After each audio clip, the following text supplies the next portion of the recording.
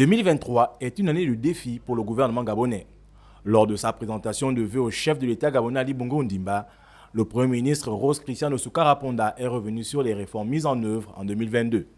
Excellence, Monsieur le Président de la République, en portant un regard rétrospectif sur le travail accompli au cours de l'année 2022, je dois indiquer que, sur votre haute conduite, le gouvernement a poursuivi la mise en œuvre du plan d'accélération de la transformation 2021-2023.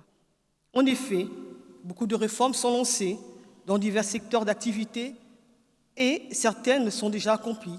Certes, ces réformes bousculent peut-être des habitudes, mais elles sont nécessaires dans le contexte de transformation en cours voulu et impulsé par votre Excellence.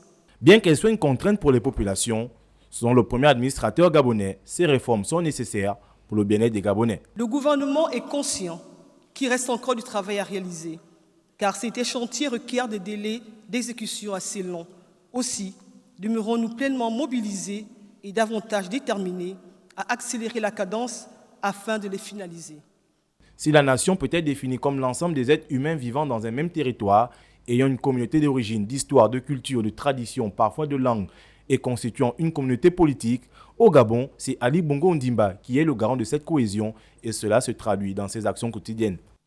Excellence, Monsieur le Président de la République, depuis votre accession à la magistrature suprême de notre pays en 2009, vous n'avez pas cessé d'engager le Gabon dans la voie de l'union, dans le chemin de la solidarité et dans l'itinéraire de la cohésion. Au nom de ces trois valeurs fondamentales qui vous sont si chères, vous avez toujours donné à la nation un beau témoignage de sagesse politique en pratiquant le pardon et l'ouverture, sans hésitation, sans crainte et avec confiance.